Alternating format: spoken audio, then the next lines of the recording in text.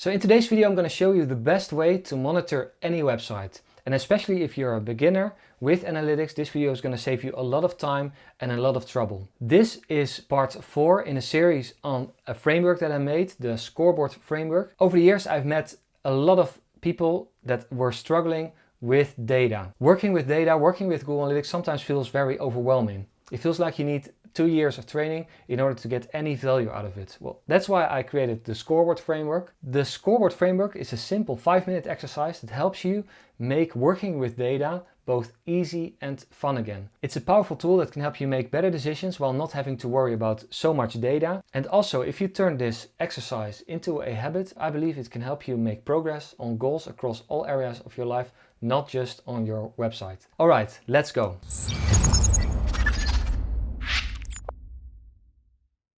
Welcome to the channel, my name is Leon. This channel exists to help you make better decisions in your daily work using your analytics data. If you like what I'm doing, please click the like and subscribe buttons down below. That really helps me get this video out to as many people as possible. So over the last 3 weeks, we covered the first 3 steps of the scoreboard analytics framework. And if you want to follow along, there's a link in the video description to a PDF document. You can just download it and use the framework on your own website. Over the last 3 videos, I used this framework on a website that I made up. The first video, we established clear goals, and in the first video, I named this scoreboard the website scoreboard because that's what I'm analyzing.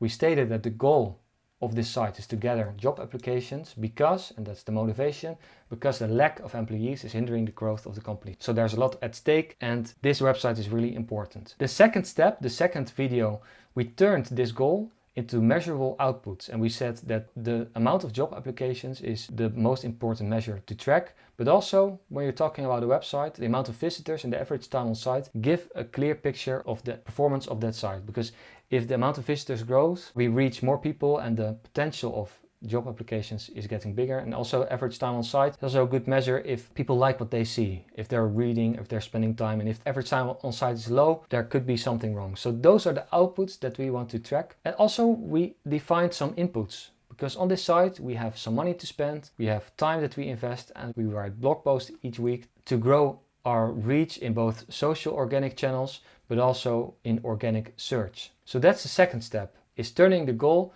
into measurable outputs and measurable inputs. The third step, in last week's video, we defined some clear targets based on 3 different methods. So the first method was history matching.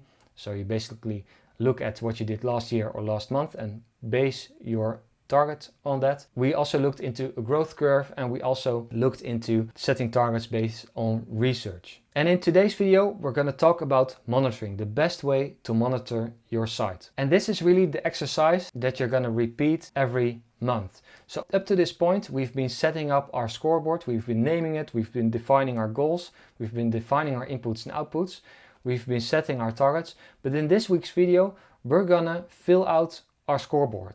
So this step, we're going to do a couple of things. First, we're going to fill out our score by hand. And this means that you're going to log into basically every system that you have at your disposal in order to find the answer to the question, what was the amount of job application last month?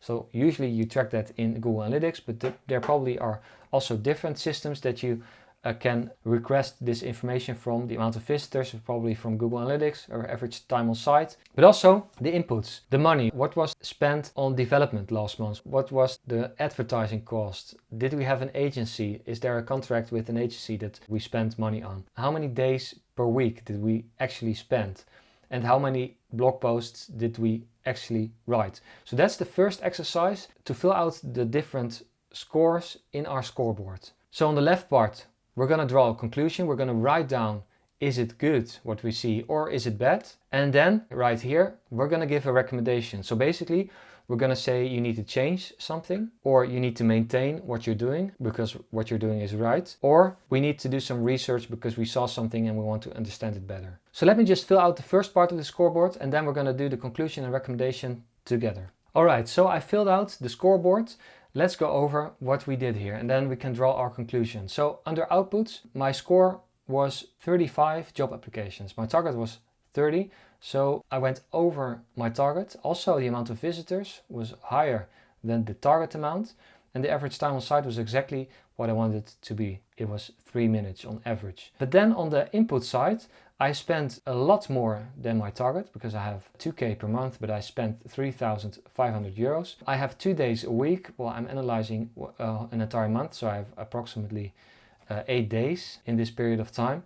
But then in reality I spent a lot more. I spent 12 days because there was an issue that needed fixing, and I spent a lot more days. And then my target is 3 blog posts per week, so that will mean on average. And then I did not get this target either because of all the issues that needed fixing. So my conclusion here could be achieved all targets set. But of course we also need to mention that we went way over budget and spent way more time than we allocated for the website. So let's move on to recommendations. And under recommendations there are basically 3 things that you could do here. You could say that something needs to change. You could say that the whole operation is good as it is, so you can just maintain. Or you could recommend that research is needed because there is something wrong with the site. Or a combination of those things. Well, here in this case, we achieved all targets set. And that's the most important thing, but we spent way too much money. So the main recommendation here is to improve efficiency of the website operation. So if you were there, sometimes the root cause of the issue is very clear. For instance, if you've spent a lot of development time on something that really doesn't attribute to the job applications in my case, then that could be a recommendation here to stop spending money there. But in some cases you just don't know and research is needed. So I stated research is needed where cost savings can be made. And of course you can perform the research yourself. You can dive into Google Analytics, you can dive into your data and find out the answer to this question, or you can find someone else to do it for you. But the most important thing is that you monitor both outputs and inputs, and based on that draw a conclusion. Was this good or was this bad? And then give a good recommendation. If you do this, you're ahead of many people in analytics. Alright, that's it for today. Step 4 of the Scoreboard Analytics Framework. I hope this video was clear, I hope it was helpful. If you have any questions, leave them down in the comments below. If you haven't done already, there's a link in the video description to the PDF document so you can follow along with the videos and use the Scoreboard framework on your own website. In next week's video, we're going to cover the 5th step of the framework, and we're going to cover the question, how often should I look at my data? Alright, I hope you have a great day, and I'll see you in the next video. Goodbye.